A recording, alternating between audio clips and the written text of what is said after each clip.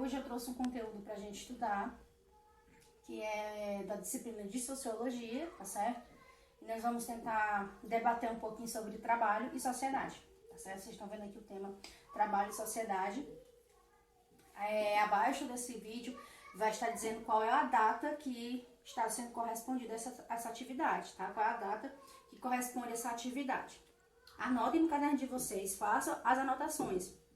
Mais uma vez, presencialmente, quando eu vou explicar o conteúdo, vocês têm que fazer a anotação e serve como atividade, tá certo? Então vamos lá, gente. Vamos falar sobre trabalho e sociedade. Então nós vamos falar sobre as mudanças que o trabalho trouxe para a nossa sociedade ao longo dos anos, tá? Como o trabalho era visto antes, como o trabalho foi sendo visto a partir de um determinado momento histórico, tá? E as transformações que ele trouxe para a sociedade, tá certo? Então aqui eu vou precisar fazer um contexto histórico. Um contexto histórico sobre a palavra trabalho e também um contexto histórico sobre o surgimento da sociologia, porque tem tudo a ver com esse conteúdo, tá certo? Então vamos aqui, vamos falar sobre o trabalho. Gente, o trabalho, na Idade Média, eu coloquei aqui, ó, ele era visto de forma diferente. Por exemplo, a partir da Revolução Industrial, com o avanço do capitalismo, o trabalho ele tem outra perspectiva, o trabalho é visto de outra forma. É visto como o sustento, né, de uma família, uma pessoa que quer conseguir suas coisas, né, conseguir seus objetivos na vida, ele precisa trabalhar como uma fonte que dignifica o homem, tá certo? Abraão. Dignifica o homem, nos torna digno, mas nem sempre foi assim. O trabalho nem sempre foi visto como uma forma de dignificar o homem, de nos tornarmos dignos. Por exemplo, na Idade Média, trabalho ele era visto como algo torturador. Trabalho era um instrumento, né, tripé, que era um instrumento de tortura, tá certo? Então, na Idade Média, trabalho, a palavra trabalho significava tripalho. Tripalho vem da palavra tripalho, tá? Que significa 3 paus, tá? É um tripé, é um instrumento de tortura, basicamente dessa forma, ó. Tá? Formado por 3 paus, onde o ser humano ele era pregado aqui, ó, enfiado aqui, e ele era torturado. Giovana, trabalho significava isso? Sim, trabalho significava isso. Nem sempre o trabalho, ele carrega, né, simbologias que levam o homem a subir na vida, nem sempre. Ele era conhecido como isso, ele era, na Idade Média, ele era conhecido como tortura, como instrumento de tortura, tá certo? E como era chamado o trabalho naquela época então, gente? As atividades que eram feitas. Por exemplo, naquela época, quem era professor não dizia meu trabalho é professor, meu trabalho é como médico, eu trabalho como carpinteiro. Não, chamava-se ofício. Meu ofício, professora. Meu ofício, médica. Meu ofício, dentista. Então, o trabalho nem sempre foi visto da forma como ele é visto hoje, tá bom? Isso foi mudado quando? A partir da Revolução, principalmente da Revolução Industrial, gente. Tá? Revolução Industrial. Coloca aí. A concepção de trabalho. Com o avanço do capitalismo, tá? Vou abreviar aqui, ó. Com o avanço do capitalismo. Você pode estar voltando o vídeo e parando para anotar, tá? A partir da Revolução Industrial, com o avanço do capitalismo, com a ascensão da burguesia, o trabalho ele vai sendo visto como algo necessário para a vida humana, tá certo? E é aí onde nós vamos passar a estudar o pensamento de 3 sociólogos sobre o trabalho. Karl Marx, Max Weber e Emile Durkheim. Nós vamos estudar a teoria desses 3 sociólogos sobre o trabalho. O que é trabalho para eles? Como eles viam o trabalho? O que eles criticavam? O que eles achavam que era correto ou não? Qual era a origem do trabalho para eles? Tá certo, gente? Então, assim, ó, a sociologia, nós sabemos que ela surgiu para tentar explicar os problemas sociais. Nós vimos isso no surgimento da sociologia, não é verdade? Primeiramente, a sociologia ela foi vista como uma física social criada por Auguste Comte, como uma física social, algo voltado para estudar os problemas sociais, principalmente problemas gerados pela Revolução Francesa, enquanto a burguesia lutava por liberdade, igualdade e fraternidade, e também estudar problemas causados pela Revolução Industrial. E eu vou falar um pouquinho sobre essa revolução aqui, no sentido sociológico, que é o que vai caber falar sobre o trabalho. Nós sabemos que a Revolução Industrial, ela vai causar um impacto muito grande na sociedade europeia. Por quê? Porque o trabalho, a base do trabalho era no campo. O povo trabalhava no campo, né? Vivia dos feudos, vivia da terra. Com o avanço da tecnologia, do trabalho fabril, vai haver uma migração desse trabalho camponês para o trabalho das máquinas. Então, a pessoa ela não vai mais trabalhar em casa, ela não vai ter seu trabalho artesanal. Agora ela vai trabalhar em uma fábrica, em uma indústria. E isso vai gerar muitos conflitos e muitos problemas. Por quê?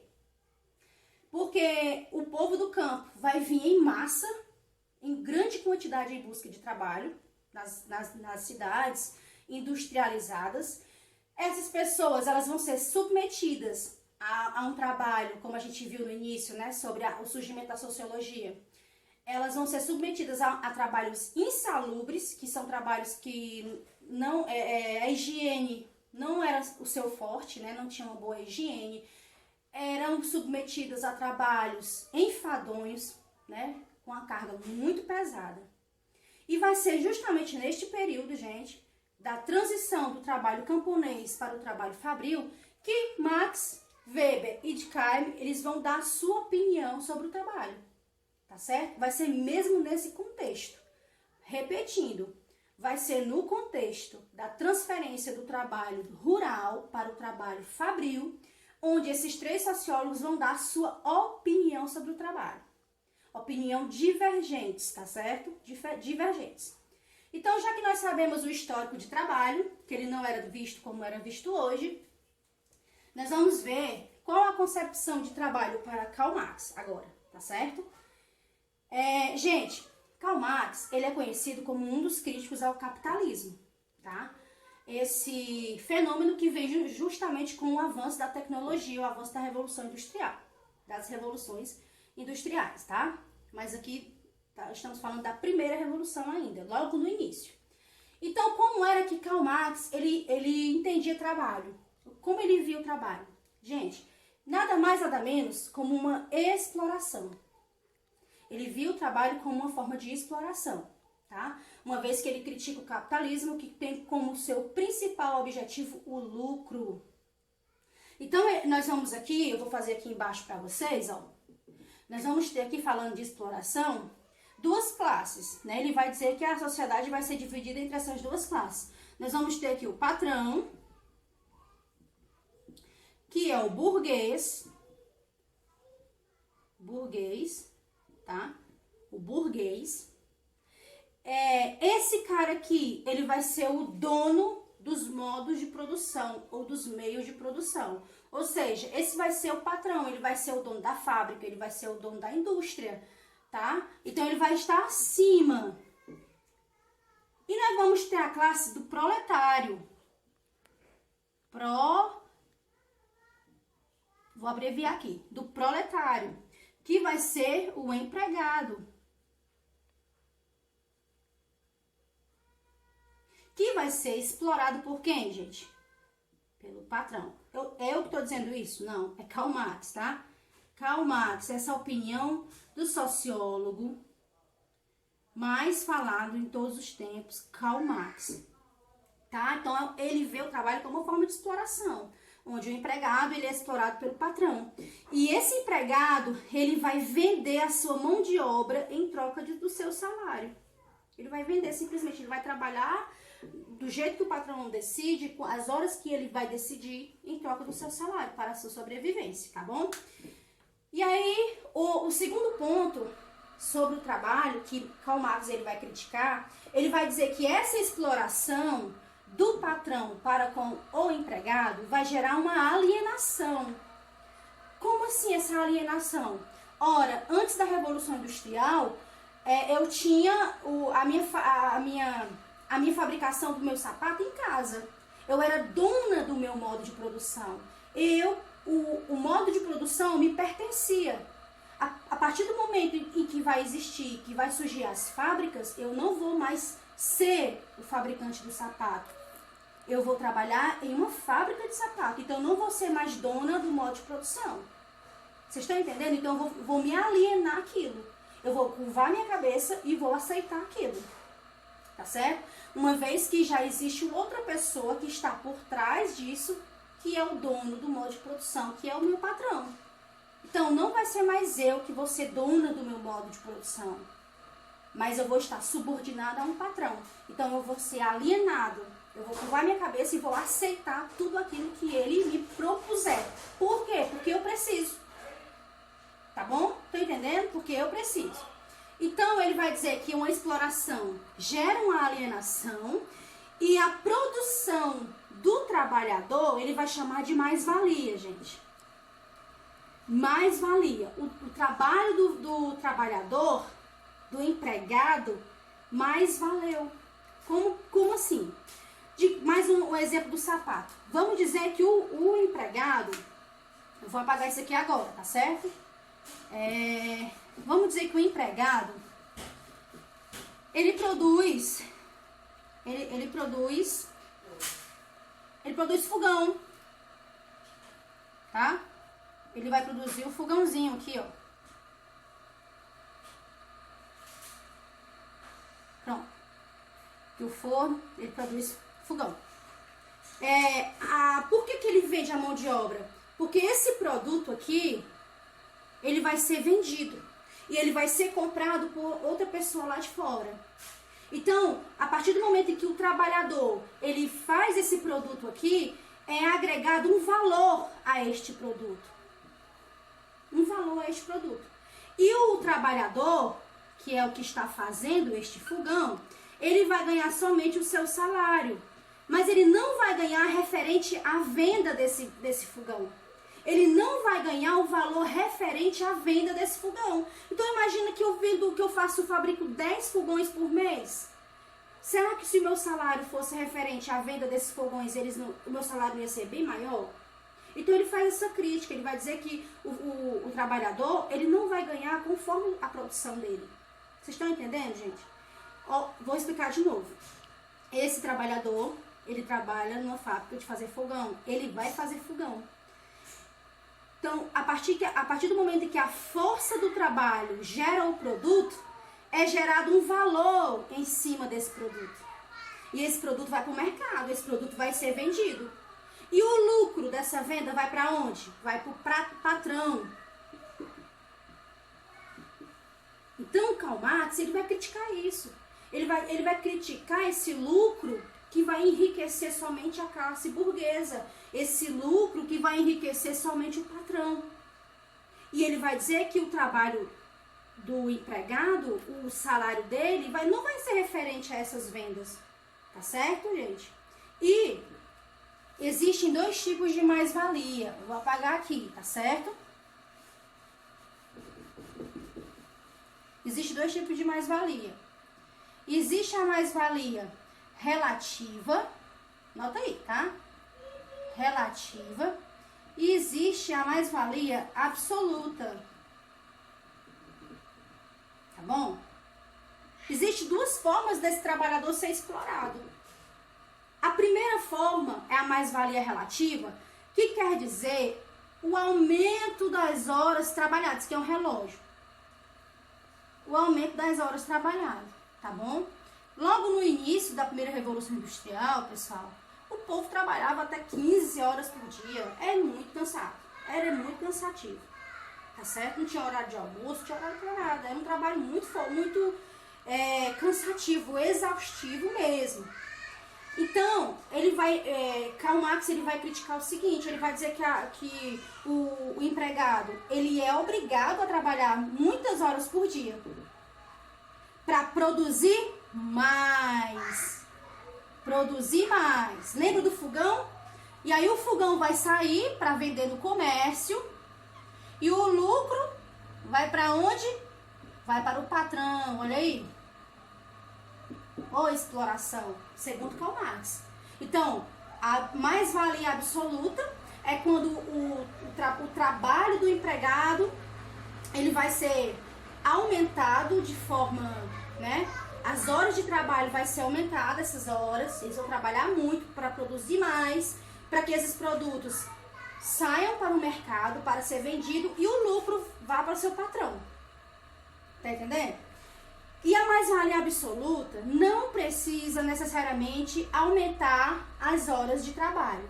Mas o que é essa mais-valia absoluta? O trabalhador, ele vai ter o auxílio de uma máquina aqui, ó, na absoluta. Vou colocar a esteira, tá? Que é um dos avanços dos modos de produção. Não sei se você já viu a propaganda da Friboi, onde passa a carne e o pessoal lá só colando a etiqueta, aquela esteira trazendo o produto.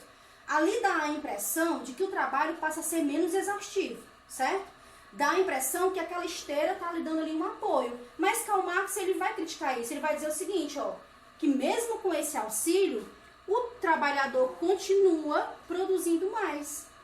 Continua produzindo mais. Para que o produto vá para o mercado e seja vendido, né? E o lucro vá para quem? Para o patrão. Então, resumindo, Karl Marx, ele critica o modo de sistema capitalista e ele vai dizer que o trabalho é uma exploração, é uma alienação que leva o trabalhador a ficar à mercê, dependente do seu patrão, né? E o seu trabalho, o produto gerado por ele não vai ganhar em cima daquele produto vendido. Ele vai ganhar seu saláriozinho ali, seu salário é R$800, independente dele fabricar 20 fogões, o salário dele vai ser sempre aquele. E o lucro dos fogões vendidos vai para o patrão. Tá certo? Entendido, gente? Pronto.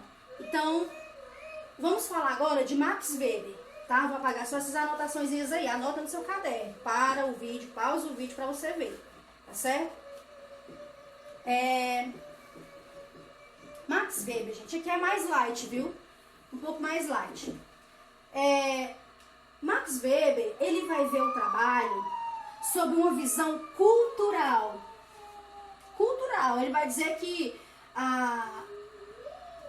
o trabalho em si, o trabalho exaustivo, né? A pessoa que levanta cedo, vai trabalhar, que inicia o seu processo de trabalho ali, com tudo, ele vai dizer que é um processo cultural. E que isso vai vir de uma ética. Ética o quê? Ética protestante. Protestante. Ele vai dizer que através do protestantismo, tá? Que vai ser eu esqueci o nome aqui, as reformas protestantes, né? Desculpa, gente.